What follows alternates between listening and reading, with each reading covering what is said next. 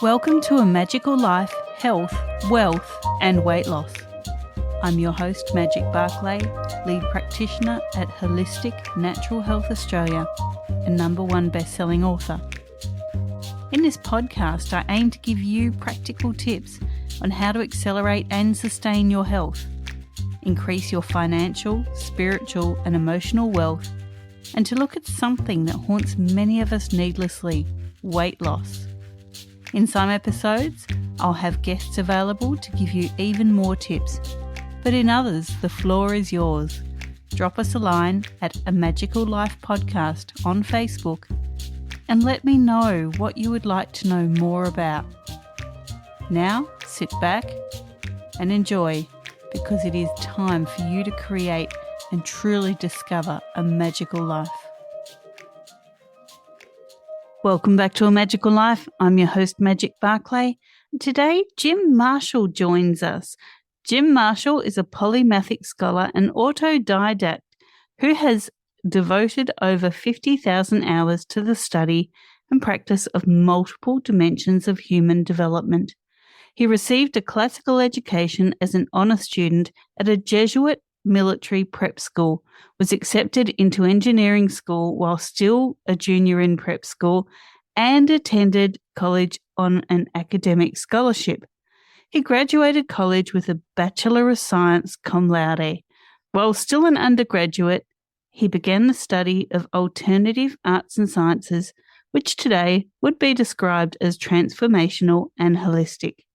He eventually became a professional practitioner and after a 28 years of formal education, had a long career as a human development engineer. Jim has integrated the best aspects of the most advanced techniques on the planet and expanded their limits by his own research and discovery. He has successfully treated and/or trained hundreds of clients over a 40-year career and is the inventor of Septemics. This bio is amazing, Jim. I'm going to jump straight in and welcome you. Now, Jim, I ask all my guests the same 3 questions. Everyone gives me some really different answers, and I'm really looking forward to yours. The first one is, what can your expertise do to accelerate health, be it physical, emotional, or spiritual?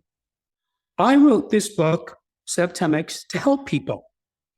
Each of the 35 scales in the book provides the user with an infallible way of determining the salutariness or beneficialness of any group, individual, or activity. If the group, individual, or activity moves persons or groups up these scales, it's beneficial or positive. If it moves them down, it's detrimental or negative. More importantly, just finding out what level you, another person, or some group is at is by itself enlightening and beneficial.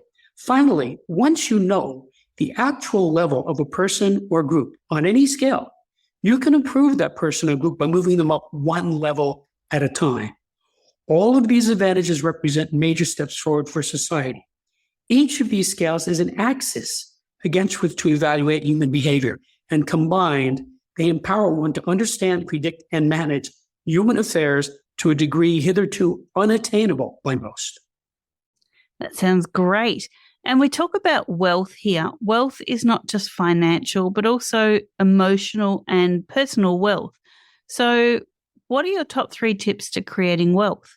Well, my first tip is you should get the book and read it and use it, because it will help you absolutely in creating wealth across many axes. So each scale is a different axis of human phenomena, and you can apply this book to any situation that might arise in the life of a human being, be it yours or another's. So if you're interested in becoming wealthy or increasing your income, you can easily find multiple scales in this book that will bear on that, some of them directly. Sounds great. Now, Jim, have you ever battled your weight? We do talk about weight loss here, and people, often listen to authors and speakers and say, well, they never had a weight problem. Have you ever battled your weight or your health? And what did you find was the key to really taking control of those areas? Okay, so there's 2 questions there. The answer is yes, I did battle with weight, which was the result of being placed on prednisone, which is a steroid. which increases the weight of anyone who takes it almost immediately. I was the victim of malpractice, medical malpractice, which caused me to suffer respiratory problems. And then eventually I coughed uncontrollably until I was placed on prednisone. And I was on it off and on for about 25 years. So every time I took it, I gained 5 pounds. And late in life, that's not easy to get rid of because it was an accumulation. The other thing that I really learned from this, although it's not a completely new idea for me, but I really learned from this series of health problems to not rely on the mainstream medical establishment. Their model doesn't work. Most of the time, they do more harm than good. They certainly did that to me. And the holistic alternatives that exist right now are so highly developed and so effective that you really should pursue those. For example, I've had about 1,200 acupuncture treatments, and every one of them has benefited me. I've had about 3,000 chiropractic adjustments. If it were not for that, my life would have been completely different. Wonderful. Now, look, I'm going to open the floor to you. Can you tell people what Septemics is? Okay. Well, let me first say this. I am the discoverer of hitherto unknown natural phenomena which greatly aid in the understanding of people, from which I crafted a revolutionary practical philosophic system called Septemics, which was published in the book called Septemics, Hierarchies of Human Phenomena. It's already been determined from 26 years of observation of this that it will significantly help anyone who takes advantage of the book. So let me explain why. The data in this book are vital for every human being and can help you to achieve your goals faster and easier by explaining what might otherwise seem to be inexplicable or random. If someone were to invite you to a rendezvous, you would certainly expect them to tell you the exact location and perhaps also how to get there. Needless to say, it's very difficult to get somewhere if you don't know where you are, don't know where you're going, and don't know how to get to your destination. Now, this sounds idiotic, but most people do this regularly, so much so that it's considered normal. For example, many years ago, before GPS units, when I started driving extensively, I was surprised to learn how many people did not know geographically precisely where they were, nor exactly how to get to where they were. More often than not, my request for directions to the location of the person on the other end of the phone was requited by vague and often inaccurate instructions, which often did more harm than good. I learned to ask only for the address, which many could not give anyway, and look it up on a map if I got it. Now, if this is so with physical locations, it's even more so with conceptual locations because they are abstract. Most people wander through life aimlessly, whether discussing politics, career, romance, finances, health, you name it. Most people do not know where they are, where they're going, nor how to get there. If you want to improve your or another's condition, these skills are very useful because each is a roadmap for some area of humanity. It enables you to find out precisely where you are, where you're going, and how to get there, given some specific context. And so how can people really apply this to life? Because it's something that might be quite a new concept. We talk about things being transformational and holistic, as you mentioned in your bio, but I think maybe people don't really know how to put things into practice. Right. That's why I wrote this book. I worked on this book for 25 years so that it would be foolproof. And I know from the results that I'm getting that it is foolproof. No one who has read this book has ever said anything like, I don't get it, it doesn't make sense, or anything like that.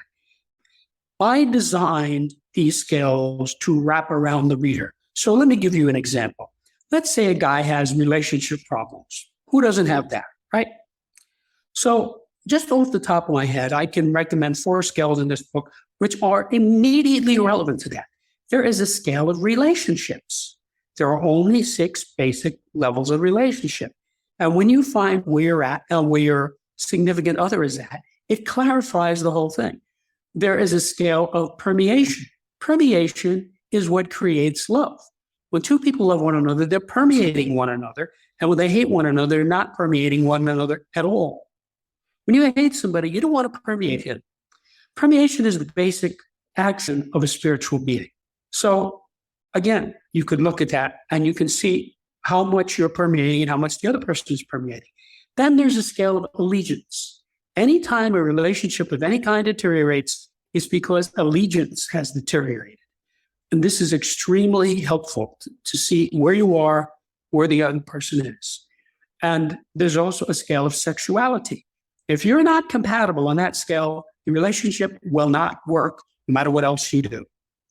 So just off the top of my head, those are 4 scales that anybody can take and use to deal with a relationship problem. Now, some people will focus on one scale more than another, but they would all apply.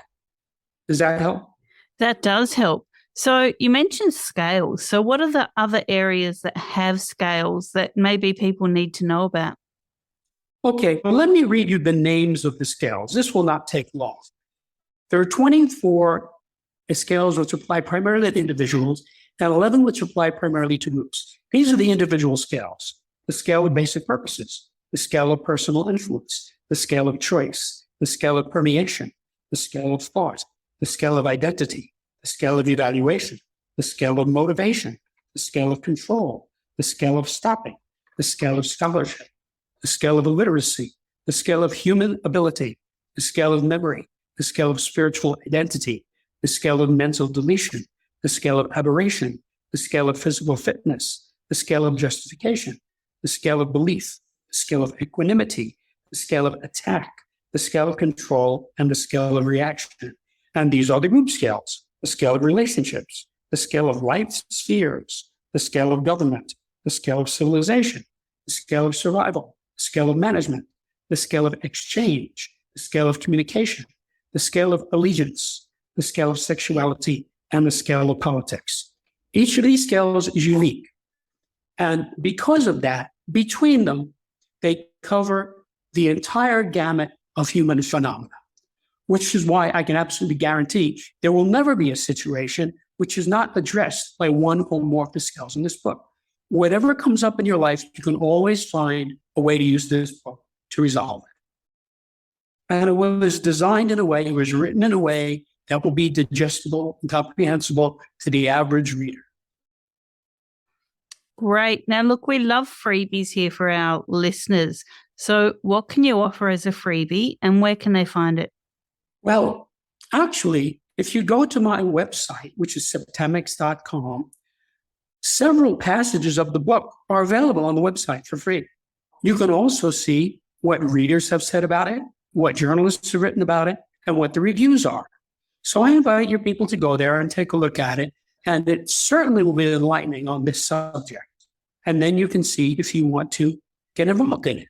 The book comes in hardbound and softbound and ebook. The ebook is very inexpensive. Terrific. Jim, is there something that we haven't covered that you think the listeners need to hear? Well, let me tell you how I discovered this, because it's very interesting and it really goes to the power of the subject. I worked for many decades as human development engineer, working with clients one-on-one, hundreds of clients for many thousands of hours. And as I was doing this, I started to observe little by little that my clients would improve in ways that were predictable to me. It's not merely that they improved. Of course, they all improved, but I could predict how they would improve. And so I never told this to anyone, but I started taking notes. And by about 1995, I had about 32 scales of varying lengths. In other words, I observed that my clients were going up scales. They didn't know they existed, but they were going up them nevertheless. And as I wrote these down, then I started observing people in life going both up and down these scales. So I had one scale in particular that had 6 levels that I absolutely knew was right. And in 1995, I discovered it had a 7th level. And when I inserted that 7th level into the 6th level scale, it manifested mathematically. Now, coming from a hard science background, this meant a lot to me. I had 26 semesters of math and loved every minute of it. When I saw the mathematical implications of this, I realized I was dealing with natural law. And I said, whoa, this is big. So then I thought to myself, I wonder how many of these other scales are actually 7-level scales, which hadn't been developed all the way because I wasn't developing anything. I was just helping my clients. So because I knew what I was looking for, I looked at the remaining 32 scales or whatever it was at the time, and I was able to develop them all fairly easily into 7-level scales. And as each one went to 7 levels, they all manifested mathematically. Now, anything that has mathematics embedded in it is natural law, like the Pythagorean theorem, or the periodic table of elements, or Newton's 3 laws of motion. Okay, mathematics is built into it. You cannot separate it. There's no such thing as them being not mathematical. So I realized that this would really help people because it's natural law. And because it's natural law, when people looked at these 35 scales, they get it. They get it. It's like you're telling them something that's natural. So nobody says, this doesn't make sense to me, or I don't get it, or this is not relevant, because it's natural law.